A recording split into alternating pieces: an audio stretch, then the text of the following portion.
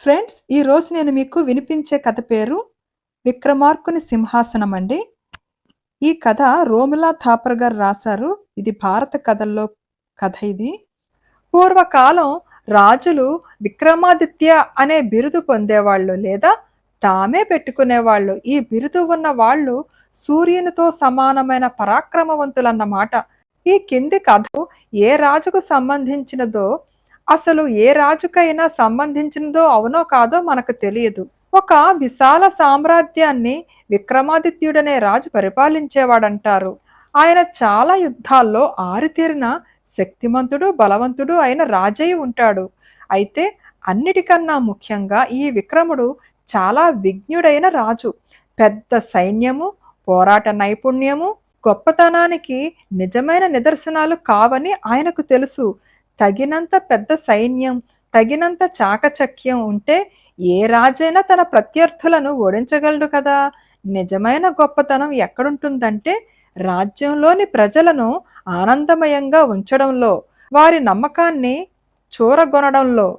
అట్లాగే ఒక రాజ్యము సుభిక్షంగా ఉండడం అంటే రాజు, రాజపరివారము సుఖ సౌఖ్యాలతో ఉండడం కాదు. ఆ రాజ్యపు ప్రజలు కూడా సుఖ సౌఖ్యాలతో ఉండడం. ప్రజలు సంతోషంగా ఉండాలంటే రాజ్యంలో న్యాయం అమలవుతూ ఉండాలని విక్రముడికి తెలుసు. అందువలన తన దగ్గరికి వచ్చిన ప్రతి ఘర్షణను పరిష్కరించడానికి ఆయన చాలా శ్రద్ధాశక్తులు కనపరిచేవాడు. తన తీర్పులలో ఆయన ఎప్పుడూ అమానుష శిక్షలు విధించేవాడు కాదు. ఈ కథ ప్రాచీన నగరం ఉజ్జయినిలో జరిగిందని చెబుతారు కానీ ఖచ్చితమైన ఆధారాలు లేవు. ఉజ్జయిని అద్భుత నగరంగా ఉండేదట. విశాలమైన వీధులతో, ఎత్తైన అందంగా అలంకరించబడిన భవనాలతో, ఎన్నో ఉద్యానవనాలతో, క్రీడాంగణాలతో అలరాడుతూ ఉండేదట. అది సంపన్నమైన నగరం. పశ్చిమ తీరానికి ఓడరేవులకు వెళ్లే వ్యాపారులు, వణిక్ ప్రముఖులు ఆ నగరం మీద నుండే వెళ్తుండేవాళ్ళు. వాళ్ళ బిడారులు విదేశాలకు పంపబోయే సరుకులతో నిండి ఉండేవి. వాళ్ళు అందంగా నేసిన చేనేత వస్త్రాలు, ఘనమైన అల్లికలు నిండిన చీనీ చినాంబరాలు, మఖమల్ వస్త్రాలు, లతలు, పువ్వులు, అద్దకపు పనులు చేసిన వస్త్రాలు తెచ్చేవాళ్ళు. సుగంధ ద్రవ్యాలు, అత్తరులు, మాట్లాడే చిలుకలు, చెప్పినట్టు వినే పెంపుడు కోతులు తెచ్చేవాళ్ళు. ఎంపిక చేసిన వజ్రాల మెరుపును ప్రదర్శించేవాళ్ళు. ఆ వజ్రాలు రంగులతో స్వచ్ఛంగా జిగేలుమంటూ ఉండేవి. కానీ కొన్ని శతాబ్దాల తరువాత ఉజ్జయిని సంపద తరిగిపోయింది. ప్రజలు పేదరికంలో పడిపోయారు. నగర కుడ్యాలు, భవంతులు బేటలు వారడం మొదలయ్యింది. అవి మట్టి దెబ్బలుగా మారిపోయాయి.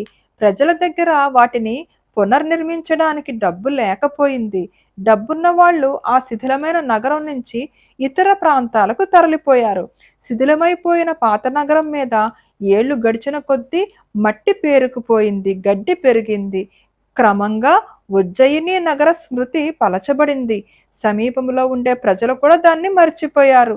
విక్రమాదిత్యుని రాజాంతఃపురం ఈ ప్రాంతంలోనే ఎక్కడో ఉండాలని అనుకునేవాళ్ళు కానీ సరైన చోటు ఎవరికీ తెలియకుండా పోయింది. ఆ చుట్టుపక్కల ఎన్నో గ్రామాలుండేవి. ఆ గ్రామాలలో ఎక్కువ మంది ప్రజలు పశువుల్ని పోషిస్తుండేవాళ్ళు. వాళ్ళ జీవనోపాధి ఆవులే. పాలు, వెన్న, నెయ్యి అమ్మి వాళ్ళు జీవనం గడిపేవాళ్ళు. శిథిలాలలో ఎవరూ పట్టించుకోక ఒత్తుగా గడ్డి పెరిగి పచ్చగా మంచి రుచిగా ఉండేది. పశుల కాపర్లు, ఆ ఊరి చిన్నపిల్లలు ఆ శిథిలాల చుట్టుపక్కల గడ్డి నేలల్లో తమ పశువులను మేతకు తోలుకొచ్చేవారు. ఊళ్ళో పశువులన్నిటినీ ఉదయాన్నే మందలేసేవాళ్ళు. అప్పుడిక కాపరులు అరుస్తూ, కేకలు వేస్తూ, పశువులను అదిలిస్తూ ఆ గడ్డి నేలల్లోకి తీసుకొచ్చేవాళ్ళు. ఆవులు అక్కడ గడ్డి పరకలు నములుతూ తమ విశాలమైన నల్లని మెరిసిపోయే కళ్ళు అటు ఇటు తిప్పి లోకం కేసి తేరిపార చూస్తూ నెమ్మదిగా తోటి పశువుల వైపు నడుస్తూ ఉంటే ప్రతి కదలికకు వాటి మెడలో గంటలు గణగణలాడుతుండేవి. అవి రోజంతా ఒక పచ్చిక బీటి నుండి మరో పచ్చిక బీటికి అలా తిరుగుతూనే ఉండేవి. సూర్యాస్తమయం కాబోతుందనగా పిల్లలు పేర్లు పెట్టి తమ తమ పశువుల్ని పిలిచి ఇళ్లవైపు తోలుకొచ్చేవాళ్ళు. సాయంకాలం చీకట్లో కమ్ముకుంటుండగా ఆ ఊరి సన్నని దారుల్లో దుమ్ము మేఘాలు లేపుతూ పశువులు తిరిగి వచ్చేవి. మేత కోసం పశువుల్ని తోలుకుపోయిన పిల్లలకు రోజంతా ఆడుకోవడానికి, పాడుకోవడానికి, ఆలోచించడానికి, కథలు అల్లుకోవడానికి తీరిక ఉండేది. కొందరు తమతో పాటు పిల్లన గోవులను తీసుకువెళ్ళి పొద్దంతా ఏవో రాగాలు వాయిస్తుండేవాళ్ళు. మరికొందరు కథలల్లి అవి అభినయిస్తూ పొద్దు గడిపేవాళ్ళు. మరికొందరు ధైర్యవంతులు ఊళ్ళో ఆడపిల్లలను వేధించడం ఎట్లా అని చర్చలు సాగిస్తుండేవాళ్ళు. ఇటువంటి వినోద విహారాల్లో భాగంగా ఒకరోజు కొందరు పశువుల కాపర్లు శిథిలాలలో ఆడుకోవడానికి ఒక స్థలం కనిపెట్టారు. అదంతా ఒక బహిరంగ ప్రదేశం.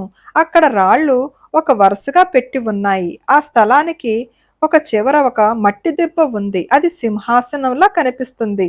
ఆ దెబ్బకు రెండు పక్కల చిన్న రాళ్లున్నాయి. ఆ రాళ్ల ఆకారాలు, అవి పెట్టి ఉన్న తీరు చూసి ఆ పశువుల కాపరులలో ఒకడు, ఇది విశాలమైన దర్బార్ హాల్లా కనబడుతోంది. బహుశా ఇది రాజుగారి తీర్పు చెప్పే వేదిక కావచ్చు అని మట్టి దెబ్బ వైపు చూపెట్టాడు. మరో కుర్రాడు వెంటనే ఆ పరిస్థితికి తగిన ఆట ఒకటి కనిపెట్టాడు. మనం విచారణ ఆట ఆడుదాం.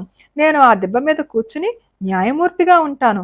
మీరు ఏమైనా తగాదాలు కనిపెట్టండి. నేను మీ మీద తీర్పులు ప్రకటిస్తాను అన్నాడు. అందరికీ ఆ ఆలోచన నచ్చింది. వెంటనే పిల్లలందరూ ముఠాలుగా విడిపోయి తగాదా పడటం మొదలుపెట్టారు. తగిన సమయం రాగానే తగాదా పడేవాళ్ళు న్యాయమూర్తి దగ్గరికి వెళ్ళవలసి ఉంటుంది. సాధారణంగా తగాదా పచ్చిక బీటి గురించే ఉండేది. కుర్రాళ్లలో ఒకడు తమ కథనం వినిపించేవాడు. మరో కుర్రాడు పొరుగు వాళ్ళ ఆవులు తమ పచ్చిక బీట్లోకి ఎట్లా వచ్చి గడ్డిమేసి పోయాయో, తమ ఆవులు ఎట్లా పస్తు ఉండవలసి వచ్చిందో తమ కథనం చెప్పేవాడు. అప్పుడు మూడో కుర్రాడు వచ్చి కథను ఇంకో మలుపు తిప్పేవాడు. లేదా అంతకు ముందు మాట్లాడిన వాళ్ళల్లో ఎవరో ఒకరికి సాక్ష్యం పలికేవాడు. అట్లా వివాదం పెరిగిపోతూ పోయేది. తమ తండ్రుల తగాదాలను అనుకరిస్తూ వాళ్ళు ఎన్నో వివాదాలను కనిపెట్టేవాళ్ళు. ఆ వివాదాలలో ఎంతో కొంత సత్యం ఉండేది. నవ్వులు సరదాలతో ఆట అట్లా సాగుతుండగా తీర్పు చెప్పే స్థానంలో కూర్చున్న కుర్రాడు హఠాత్తుగా గంభీరంగా స్థిరంగా మారిపోయాడు. అతడు ఈ కథలను వాస్తవంగానే తీసుకుని ప్రశ్నలకు జవాబులు ఎంతో విజ్ఞతతో ఇవ్వడం మొదలుపెట్టాడు. అతని చివరి తీర్పులు చాలా న్యాయంగా ఉండేవి. ఆ సాయంత్రం ఆవులన్నిటినీ మళ్ళీ మందలేసుకుని ఇళ్లకు తోలుకెళ్లారు. ఒక కొత్త ఆటను కనిపెట్టామని పిల్లలు తమ తల్లిదండ్రులకు ఆ రోజు జరిగినవన్నీ చెప్పుకొచ్చారు. పిల్లల ఊహాశక్తిని చూసి తల్లిదండ్రులు మొదట ముచ్చటపడ్డారు. గ్రామంలోని పెద్దలందరూ సాయంత్రం ఒక దగ్గర సమావేశమై పిల్లల కొత్త ఆట ఎట్లా నడుస్తుందో వింటుండేవాళ్ళు. కానీ రోజులు గడిచే కొద్దీ దెబ్బ మీద కూర్చున్న కుర్రాడి తీర్పుల్లోని విజ్ఞతకు, పరిణితికి పెద్దలు ఆశ్చర్యపోవడం మొదలుపెట్టారు. దీని గురించి గ్రామంలో గుసగుసలు మొదలయ్యాయి. గ్రామంలోని పెద్దల కన్నా దెబ్బ మీద న్యాయమూర్తిగా కూర్చునే కుర్రాడే న్యాయమైన తీర్పులు చెబుతున్నాడని జనం అనుకోవడం మొదలుపెట్టారు. క్రమక్రమంగా కొందరు గ్రామస్తులు కూడా నిజంగానే తమ తగాదాలను ఈ పశుకాపర్ల న్యాయస్థానానికి తీసుకువెళ్లడం మొదలుపెట్టారు. అక్కడ న్యాయమూర్తి చెప్పే విషయాలు శ్రద్ధగా వినడం ప్రారంభించారు. ఈ మొత్తం వ్యవహారంలో ఏదో చిత్రమైన విషయం ఇమిడి ఉంది అని గ్రామస్తులు సరిగానే ఊహించారు.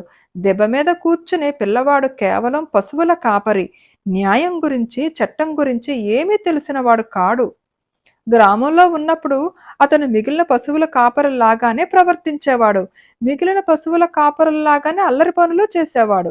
అతని తోటి వాళ్ళలాగానే తండ్రి చేతిలో దెబ్బలు తినేవాడు. కానీ ఆ శిథిలాలలో న్యాయస్థానానికి వెళ్ళి దెబ్బ మీద కూర్చున్న మరుక్షణం ఆ కుర్రాడు పూర్తిగా మారిపోయేవాడు. ఆ దెబ్బను అప్పుడే న్యాయపీఠం అనడం మొదలుపెట్టారు. ఆ దెబ్బ మీద కూర్చున్న కుర్రాడు నిశ్శబ్దంగా ఆలోచనలో మునిగిపోయేవాడు. అతని మాటలు విజ్ఞతతో నిండి ఉండేవి. గ్రామస్తుల తగాదాలన్నీ సులభంగా, సంతోషంగా పరిష్కరించబడేవి. ఈ వదంతులు, కథలు త్వరలోనే ఆ ప్రాంతపు రాజుగారి చెవులకు సోకాయి. చివరకు ఆయనకు ఈ విషయంలో కుతూహలం కలిగి ఇంకా ఎక్కువ వివరాలు సంపాదించమని ఆదేశించాడు. ఆయన ఆస్థానంలో ఒకరు ఈ మట్టి దిబ్బ న్యాయస్థానం గురించి పూర్తి వివరాలు చెప్పేసరికి ఆయన ఆశ్చర్యపోయాడు. కానీ త్వరలోనే ఆయనకు ఒక ఆలోచన తట్టింది. ఈ పశువుల కాపర్లు ఆడుకునే చోటు గనక విక్రమాదిత్యుని నగరపు శిథిలాలే అయి ఉంటే, ప్రసిద్ధ విక్రమాదిత్య సింహాసనం ఆ కుర్రవాడు కూర్చునే మట్టి దెబ్బ కింద కప్పడిపోయిందేమో. విజ్ఞత, వివేకం నిండిన తీర్పులకు పేరెన్నిక గన్న సింహాసనం కదా అది, అన్నాడా రాజు.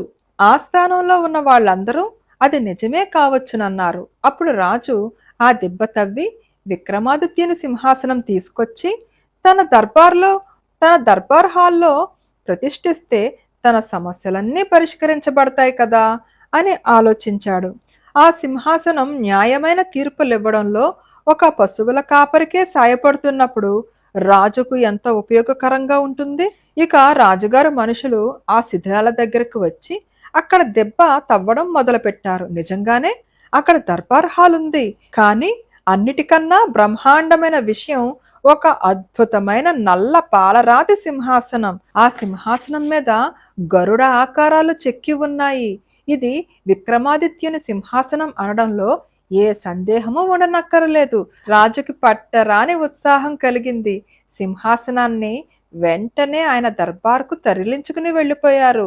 దాన్ని శుభ్రం చేసి రంగు వేసి గౌరవనీయమైన స్థలంలో ఉంచారు. రాజభవనాలలోనూ నగరంలోనూ పూజా పునస్కారాలు నిర్వహించారు. ప్రాచీన కాలంలో విక్రమాదిత్యునిలాగా ప్రస్తుత రాజు కూడా న్యాయమైన నిర్ణయాలు తీసుకోవడంలో విజయం సాధించేటట్టు వరం ఇవ్వవలసిందిగా భగవంతుణ్ణి ప్రార్థించారు. రాజు ఫలాని రోజున ఫలాని సమయానికి దర్బారులో సమావేశమవుతాడని, ఆ రోజు ఆయన విక్రమాదిత్యుని సింహాసనం మీద అధిష్ఠించి న్యాయ విచారణ జరుపుతాడని ప్రకటించారు. ఆ రోజున రాజు ప్రసాదానికి వెళ్లే వీధులన్నీ జనంతో నిండిపోయాయి.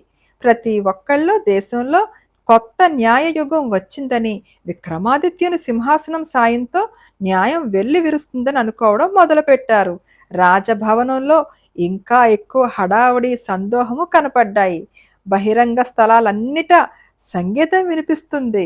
ఉద్యానవనాల్లో ఉత్సాహం ఉరకలెత్తింది. అప్పుడిక సమావేశం ప్రారంభం కానున్నది అనే ప్రకటన వెలువడగానే ఊరేగింపు ప్రారంభమైంది. మంత్రాలు, శ్లోకాలు చదువుతూ పూజారులు ఊరేగింపు అగ్రభాగాన నడిచారు. వాళ్ల వెనుక రాజ్యంలోని ఉన్నత వంశీకులున్నారు.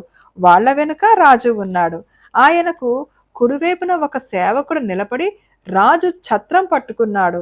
ఆ ఛత్రం తెల్లని పట్టు వస్త్రంతో చేసింది. దాని మీద బంగారు తీగలతో అల్లిక పని ఉంది.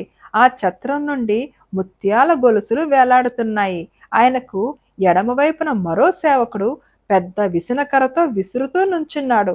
మహారాజుకు జయమగునుగాక అనే నినాదాలు గాలిలో ప్రతిధ్వనించాయి. ఈ ఉత్సవాన్ని చూడాలనే ఆసక్తితో వచ్చిన జనంతో దర్బార్ హాలు కిక్కిరిసిపోయింది. రాజు ఆ సింహాసనం దగ్గరికి నడిచాడు. ఆయన దానికి కొద్ది దూరంలో కాసేపు నిలబడి దాని వైపు చూస్తూ చేతులు ముడిచి నమస్కారం చేశాడు. ప్రాచీన రాజు నిర్ణయాల లాగానే తన నిర్ణయాలు కూడా న్యాయసమ్మతమైనవి కావాలని మౌనంగా ప్రార్థించాడు. అప్పుడు ఆ సింహాసనానికి మరికొంత దగ్గరికి నడిచాడు.